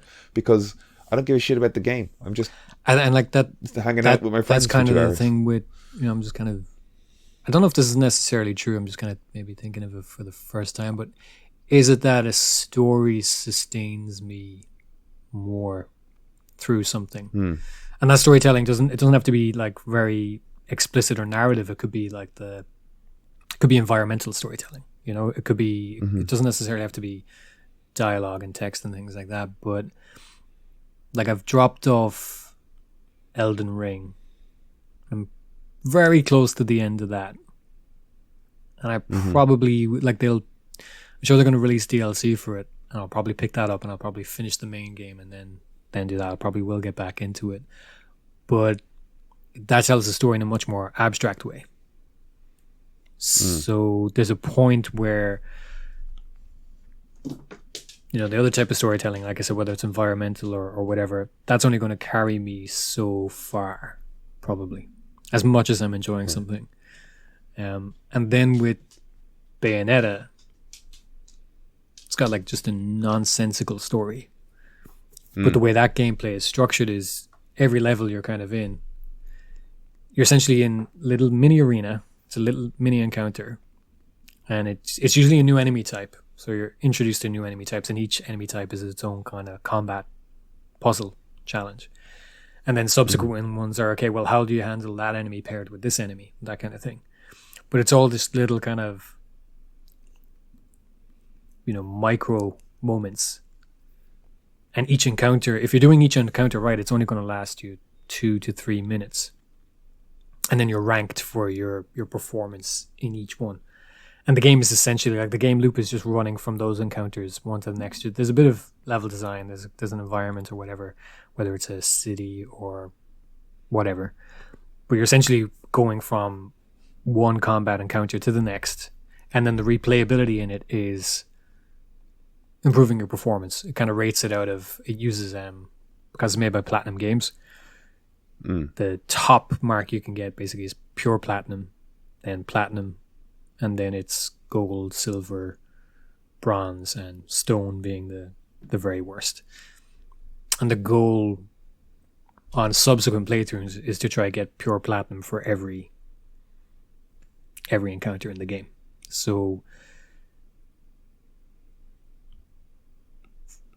the difference there is there's something like Elden Ring or God of War where, you know, the story's got to kind of carry you through the gameplay loop. And then you have something like Bayonetta or, you know, Warzone where it's just these much kind of smaller, more obvious encounters or experiences. Yeah. And that's it. It is the, like, I don't know, just like we had a, I don't know, like, is this entertaining to listen to? But like we had a moment where there was, you know, 3 of us in, and one guy found himself slightly cornered, and I was in a position to come up on the house that these 2 guys that had my buddy pinned in were. They pushed on him but didn't realize that I was behind and just took their high position. And as they're pushing him, I just start laying into them. And suddenly they're running for cover. Paddy jumps into the building across the way. Ryan sets up to the right of us. So now we've got them pinned down and we can see the one way they get out. And suddenly you're talking to each other and it's just like there was so much shite and wandering and just aimlessness. And then suddenly we came together with a focus and pinned these 2. It was just a lovely turnaround, you know, and when it works like that, when you go, we're doing a thing. Yeah, and you like know, the kind of sense the of gameplay is emergence then from the, you know, the scenario. And that scenario can be different every time because you're playing against real people and you're playing with other people. And I guess. Like I do enjoy that. I just don't. No, I understand it. If it's not for you, it's not for you. Like it's not even. like, Yeah, it's not even thing. that. It's not like those. For me, those, it's just. It's not something. I don't kind go of, for them Demon Souls games. Yep. You know, so it's kind of the same thing. Or taste, I guess. One of the big draws for me, kind of playing games, has always been the artwork and the aesthetic. You know. So I know that is present in something like Modern Warfare and stuff, but the kind of goal there is to recreate. Yeah, no, I'd agree with you. Kind of real world military kind of stuff, and that's less appealing to my brain. I have no interest in that, and I get it. Like, whereas I get a Demon Souls is a, you know, it's a dark medieval fantasy or something, and it's I kind of get annoyed with like the people that are really into it because I just don't actually enjoy fetishizing the military. I think it's a bad instinct. That was something that really pulled me out of for the military. Maverick. It's just so apparent that's all it is. That is all it is. Like it's a recruitment ad. Recruiting. It really is. Yeah. It's just, and like that's fine, but I was much more interested in the film in the first 15 minutes where I thought it's just a much more interesting kind of arc that you've got this guy who lives to fly, doesn't fit in this regimented thing. So like what's a natural progression for his character is like test pilot, you know, a guy pushing the limits of what's possible, you know, and that I was much more interested in that film than what was basically just a remake of the first one. Actually, you know, as you say that, it does feel like we came in at the end of a better film. Oh, completely, yeah. I never actually thought about that. I in that moment I thought about the fact that I would have preferred if Ed Harris had played the John Hamm role because I just want more Harris on screen. But as you say it, I'm like, oh, I would have much preferred to see a film ending with him breaking in to steal the thing to break Mach 10 and, you know, still have to bail and be picked up in the desert somewhere, you know, going, where the hell am I? And someone goes, like, that whole thing is fun, but it could have been the end of the movie. Yeah. Um, And like it still could have, fulfilled every kind of goal they had of it being about practically shooting these kind of aerial scenes. They could have had him do all that except to be a test pilot thing. yeah. Yeah, much more interested in that film than what it ended up being. I think that's part of why I couldn't get into it. I will say I did enjoy Top Gun Maverick, but The more I think about it, the more I dislike it. Is the thing. I was bored at the time, and the more I think about it, the more I'm kind of like, fuck that film. I hate it. yeah, I don't hate it. I do think you're kind of right on. I loved that fucking hypersonic jet and the way it was shot and the design of it as well. Curvature of the Earth bit was cool. It was cool. Yeah, it had a great. Yeah. That's interesting. Maybe that's what they'll do for the next one, because it's probably was like one of the most successful films this year. It's like still 4 months later, it's in the box office still, so there's no way that's not getting a sequel. You think they do another one of those? Definitely, yeah. It's his biggest hit in fucking decades. It's his first $1 billion one, isn't it? I think it is. It's interesting as well. I think it is. I don't know. Maybe I'm wrong. I think it is. Yeah, there's no way they don't make another one, but they also won't do the test pilot thing. They'll just do another. Yeah. Why fuck He's with got it? another It mission. works. He's got another- Yeah. Or maybe the trick is to wait 10 years before they do it again. Yeah. He'll be 70 He'd be then, though. 70. But hang on. Okay. Is be 50 watching the next the first Top Gun set in a? Do they say when it's set specifically? Because there's no way they can't tell us that's not set in the 80s. Like even if they don't want to be like they can't retcon it and say no, that was 90. No, they have to have put a fucking year on it, because just even the equipment and the antagonists and so like they say what's X amount the of years oldest after he Korea can be in Top Gun is early 20s, and this film is literally 40 years later, so he's got to be 60 in Maverick.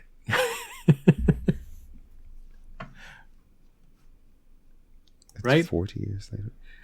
I don't like this game. It's hurting my feelings.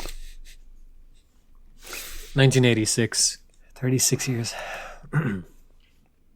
No. Yes? Yes, 36 years, yeah.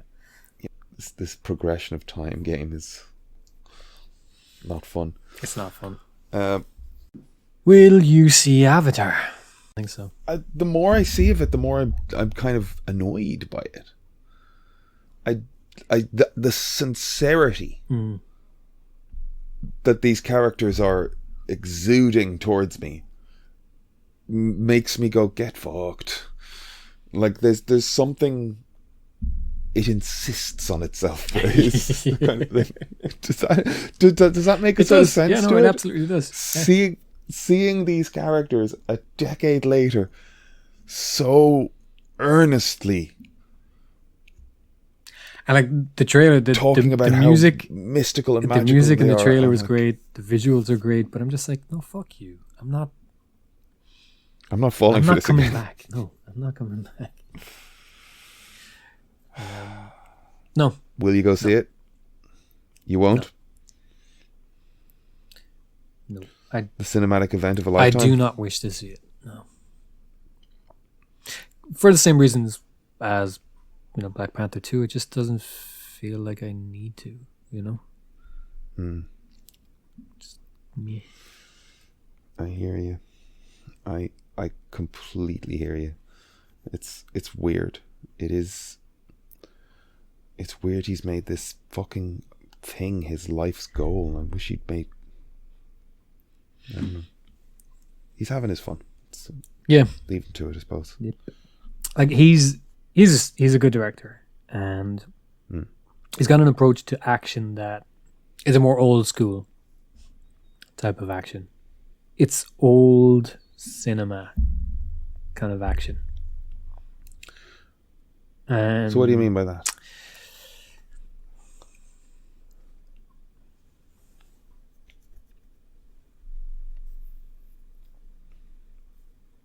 It's action in a kind of a narrative and rhythm sense first. And the visual part is secondary. And that's not to say that visually it can't be, iconic or eye-catching. But it's coming from First the of all, it has rhythm to serve the story. and the event first. So it's action in the sort of Seven Samurai or Last of the Mohicans sense, which is good. But something about this just doesn't grab you to go and see it, though. Well, look, when it's Seven Samurai or Last of the Mohicans, it doesn't need to be flashy. When it's about blue alien cat people and giant robot suits, I'd like it to be a bit more stylish and interesting. Do you think there's any part of him that regrets the design that he landed on? Like, it feels like he's stuck with that aesthetic rather than. I would feel stuck. I think if we were to compare them, they've probably changed quite a lot since. Yeah, I suppose. We haven't really seen this film yet, but I think they've probably tweaked it and refined it quite a bit. They've either made them less elongated or they've kept them kind of elongated, but they've maybe fleshed them out a little more so they look less like a pipe cleaner maquette or something. Because that's kind of very skinny. Yeah, they were too skinny. Didn't really work. Cats aren't that skinny. Like, it just didn't make sense for them to be. They were too skinny. That wiring. Yeah, they really were. They did release a. Did you didn't go and see the remastering of when they did the re-release of it? No. Yeah. That was there, but weirdly not. Like, I don't feel like it was pushed. Well, maybe I'm. I also just don't like that he feels like he's entitled to have, the title of top grossing. It feels like that's all he's gunning for every time, And that's why they've kept re-releasing it, is because something else pips it and he's like, oh, let's re-release it again and get a couple more dollars because he wants that title. And it's just like, you just quit it. Yeah. That's one of the main reasons I'm not going to see it.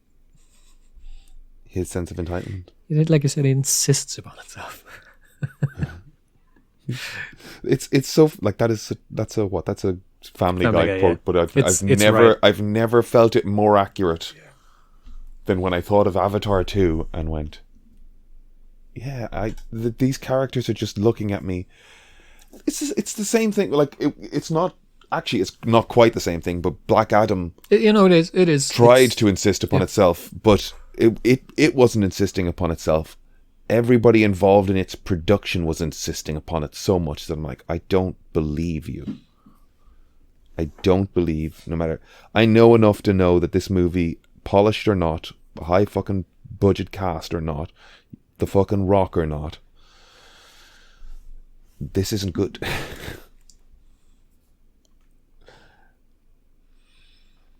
Black Adam. I can judge this book by its cover. You can. You know what you're getting from The Rock in a film, Yeah. He's not exactly got a whole lot of range. Doesn't matter what he's playing, he's going to be the same thing every time, Yeah. Do you think he ever pivots into like, here's my dramatic role? He kind of has to, right? At a certain point, you're just like, I'm sure Aronofsky will fucking pick him up for something, as he does, when he's age appropriate. Has he worked with Aronofsky before? No, but I'm just saying, you know, Or are you just pulling Aronofsky kind of, Aronofsky? you know, Mickey Rourke in The Wrestler, and now Brendan Fraser in The Yeah. Whale. Is that viewable? Is that seeable yet? Like, is it good or is it just hype? But again, this is what I'm another thing. getting towards. Like before he made The Whale, I just felt like I'm being bombarded with the Brendan Fraser sympathy train, you know, and it's even more so now. It's like GQ's. I don't know. He's on the cover of GQ or something. Like, and is there Man I of saw the the Year video. or something like that? And I'm just fucking. It's Yeah. being fucking crammed down my throat. It's like, love Brendan Fraser, love him again, love him. I was like, Love I him. did. I never Yeah. stopped loving Brendan Fraser. He won me over with Encino Man, with The Mummy, Yeah. with George of the Jungle. fucking Jungle. I've always loved Brendan Fraser. Yeah. I don't know why you're insisting I should now. Every time I see him, I Yeah. have nothing but affection for the guy. At this point, I am a little bit like either shave your head or get a fucking wig or something. Like this you know, homeless cat look you've got going isn't helping anything, you know? Like, that's really superficial, but like, he doesn't need to have this dragged through a bush wispy shit going on, right? Am I nuts? It's the least of my concern with. It's 100%. I just sometimes you see people in the world, But like and I know that aesthetics is not a big issue, but it's like all you gotta do is that. And anyway, award shows are political campaigns. They campaign for them in the same way Yeah. someone does, and that's kind of what we're getting at the moment. And I'm just fucking right. I don't know. I've got a strong knee-jerk reaction to Being just told, being told. over Yeah, and just over and when over, something yeah. just kind of has just even a hint of insincerity to it, I'm just like, Yeah. I don't want it. Get it away from me. I don't think that the intent or the drive to cast Brendan Fraser in a role that gives him room to flex, do a good job, earn him some I don't know, credibility or clout. I don't think that this is insincere. I do think that the media push after it, where they've now decided that this is a meme to get behind, that's the thing that I'm like, would you fucking stop? Like, the internet loved Brendan Fraser. Oh, he's so pure. He's so... It just feels calculated. Even before this, I like there was. I don't know, was she like fucking president of the Brendan Fraser fan club or something? But she had a Zoom Little call interview with him. Yeah, and she just told him like how much support kind of he had. And I was just like, where did this come from? This is just. Why am I seeing this? Yeah. It really does feel like it's being funneled towards us, you know? I don't like it. Like him. Don't like it. Yeah. All that to say that The Rock, yeah, I'm sure at some point he'll, you know, his currency will Do be some- worth less and he'll need to pivot. He'll do his dramatical turn. I started The West Wing again. Is that your comfort watching? It's a little bit, yeah. Sometimes towards the end of the year, I'll put on like... It would have been the Harry Potter movies or the like an audiobook of it. But in the last year or two, like we just said with Frasier, Sky have kind of latched onto the idea that, in the same way that at a certain point people latched onto the idea that Die Hard was a Christmas movie. And once they started insisting on Harry Potter or Christmas movies, and for the entire month of November and December, there's a Harry Potter channel that's just going to play the Harry Potter movies. I'm like, okay, well, you kind of oversaturated the thing I liked to do, and now I don't want to do it anymore, you know? So I put on The West Wing, and I always skip the first episode. Why? I Intentionally? I always just started in the scene where Bartlett walks in? Toby... Or- Yeah, I just started at that scene because I think that there's stuff in that first episode that might have been might have been news to people in 1994 or 5. Like or the term whenever the show POTUS. started. Yeah. Someone called POTUS is ringing you, and I'm like, I don't need this explained Yeah. to me by Rob Lowe. Yeah. And I don't need him finding out that she's a call girl. I don't need the It's very typewriters. piloty. And Yeah. it's so piloty, and it's like, hey, I didn't go to this law school and that law school and graduate top of my class so that I could carry coffee to you, the department head of this and the other. It's like everybody's telling everybody their credentials and their roles, and I don't need it. I watched it twice, and the second time I was like, I enjoyed that no better the second time. I'm just skipping to the good scene at the end. Conversely, I've been watching Arrested Development again, and Right. That- I don't think I can go back to that. really, Yeah. I watched it so much, no, and then I was kind of so frustrated by the subsequent like revisit seasons. that's a great pilot. There's a point in that where I feel like I'm on episode 2, and there's still 10 minutes left, and it's only 21 minutes long. It's a fucking great pilot. There's so much crammed in there, and it makes you care about, the people. yeah, just like, Michael is expecting a promotion, and, he cares about his family and his son, and he's single dad, and he gets screwed over, and then just even his dad's reasons for Yeah. screwing Yeah. him over, and it's a great pilot. It's fantastic. Yeah, he does hang dogs so well. Yeah. He's got some of the funniest moments in the show, and he's the straight man. It's just it's fantastic. I do think about the show up to my house tomorrow wearing a maid's uniform. Well, there's no way to misinterpret that. Yes, there was. Except the one or something like that, isn't it?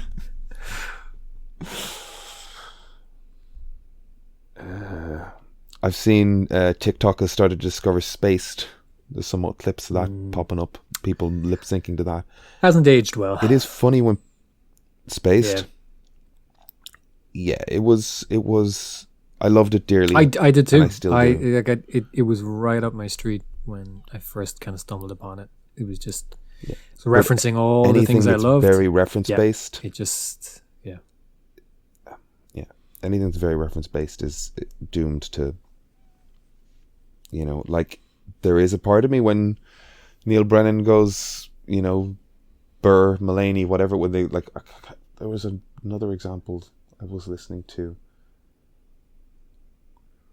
You mention somebody and people are going to not know who that is, like I saw a trailer for the what looks like the cast of Grace and Frankie doing the old man. What was it called? It's not Leaving Las Vegas. Last Vegas, where they got like all the older actors, and it's like they're going to break out of the home and go to Vegas one last time, and there'll be an emotional bit because somebody's dying or whatever the hell, they're taking back their power. It's a type. It's an archetype movie. Anyway. It looks like the cast of Grace and Frankie doing it to go to the Super Bowl. Bunch of old ladies going to the Super Bowl, but like there's like, it's referring to specific players. It's like, oh, this is your Gronk fan fiction, and it's like, I kind of know that something Gronkowski is a fucking footballer from. I don't know him listening from to some Conan, podcasts.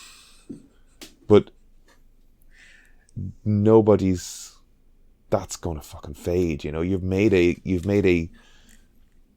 transient piece of art. You've made a piece of art with a lifespan. I think I said to you there's a moment in a Bond movie. I think it's Dr. No. There's a moment where he walks past a painting, looks at it, and looks at Dr. No, and it's not a word is said. But what you're supposed to understand is that painting had just been stolen from the National Gallery in the UK, and it was, this is a little nudge, nudge, wink, wink, but it's like nudging and winking only works if you have the context. Otherwise, you're just like, I don't get it. What was that? That was weird,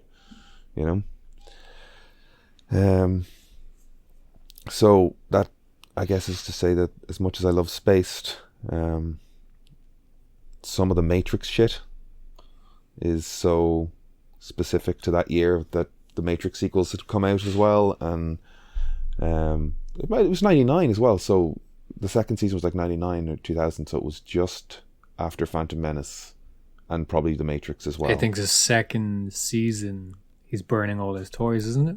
Is that the second? Yeah. Because, They're doing the Jedi bit now. Yeah. You weren't there at the beginning. Fuck off with your pocket money. Yeah, you wouldn't sell the kid the Jar Jar Binks toy. There's great stuff in it. It's just there's part of me that's like this is it